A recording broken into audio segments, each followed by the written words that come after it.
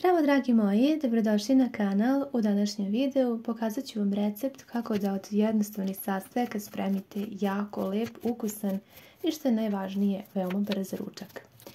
Za početak uzmite 2 glavice crnog luka, to su otprilike neke srednje veličine, pa stavite na tiganj i sipajte vrlo malo ulja, promešajte i odnesite da se ovaj luk blago izdinsta. Za to vrijeme spremam 2 velika krompira. Mislim da ovdje ima otprilike nekih 600-700 grama. Svakako vi možete količine prilagoditi vama. Seckam ovako na sitne floškice pa ću podeliti na pola i veoma tanko. S obzirom da ponovo pripremamo ručak iz rirne, onda je najbolje da ovako seckate na tanke komadiće kako bi se brže u rirni ispeklo. Uzela sam i drugi krompir, također ga seckam na isti način i kao što vidite ovi sastojci su toliko jednostavni, a napravit ćemo nešto jako fino i mislim da će vam se dopasti. Krompir posolite, stavila sam jednu malu kašičicu soli, malo suvog peršuna, malo bibera i polovinu supene kašike slatke mlevene paprike i posula minimalno ulja. Sada uzimam sve rukom da sjedinim, da se ti začini sa krompirom lepo sjedine i da upije marinadu i ukuse ovaj naš predivni krompir. Sve ovo radim dok nam se luk blago dinsta, tako da je ovaj recept izuzetno brz, nećete potrošiti mnogo vremena. Nakon nekakvih 5 minuta luk se izdinstao, ne previše, tek toliko da se zacaklasti. Promešajte ga, dodajem suvog začina i slatku mlevenu papriku. Sve ću to da promešam. Ukoliko je vama mnogo ovo paprike, vi koristite manje, ja prosto obožavam da je koristim i u svim jelima je dodajem, baš mi daje nekako predivan ukus.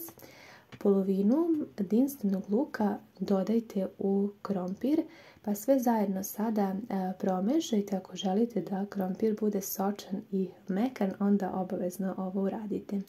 Uzela sam tepsiju dimenzije 20 x 30 cm i sada sam onu drugu polovinu luka koju smo izdinstali stavila na dno ove tepsije i ravnomjerno rasporedila, pa ću da poređam nešto više od polovine krompira. On se baš jako lijepo izmarinirao tokom ovih par minuta i poprimio sve te divne začine i divne ukuse. Rasporedite ovako ravnomjerno. A ovdje imam sada 500 grama roštilj kobasice. Možete koristiti i nešto drugo po vašem ukusu, ali mislim da je ovo odlična kombinacija ako želite da pripremite ručak sa roštilj kobasicama. Iseckat ću ih ovako na neke sitne komadiće, ove roštilj kobasice, pa ću da pospem preko krompira i obavezno neka taj prvi sloj krompira bude veći. Sada ćemo poređati i drugi deo krompira i ovdje nema potrebe da preterujete, dovoljno je sasvim malo tek da pokrijete vaše roštilj kobasice. Evo, otprilike to ovako izgleda. I sada uzimam 2 crvene paprike, možete koristiti nešto drugo, recimo paradajz ili baburu papriku, neko drugo povrće. Iseckajte ovako na dosta sitne komadiće, napravit ćemo jedan jako fini priliv za ovaj fantastičan složenac. Stavite paprike u jednu posudu u kojoj ćete da dodate 2 cijela jaja. Obožavam ove prilive i tako daju bogat ukus. Stavite 1,5 kašiku kisele pavlake, možete i 2, ja sad trenutno nisam imala. I sve ovako zajedno dobro promešajte. Ovo jelo tako lijepo izgleda, ali još je ukusnije, verujte mi. A eto vidite, priprema je sasvim jednostavna i veoma brza. Ovdje imam nekakvih možda 30-40 grama sira trapista, pa ću da ga izrendam na sitno. Ako imate, dodajte ga unutra. Ako nemate, bit će odlično i ovako.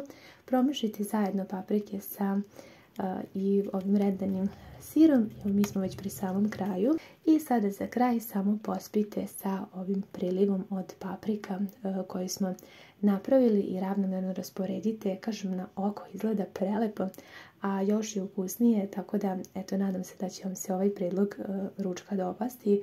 Rernu sam uključila još kad sam počela da pripremam ovaj ručak na 200 stepeni da se jako lepo zagreje. Vreme pečenja u mojoj rerni je bilo oko sat vremena. Vi naravno pratite, možda će doći par minuta do stupanja, ali nije potrebno mnogo više ovom ručku. Sve je jako brzo gotovo. Izuzetno je sočan, ukusan, blago je ljutkast zbog roštilj kobasice. Moja je onako bila malo pikantnija.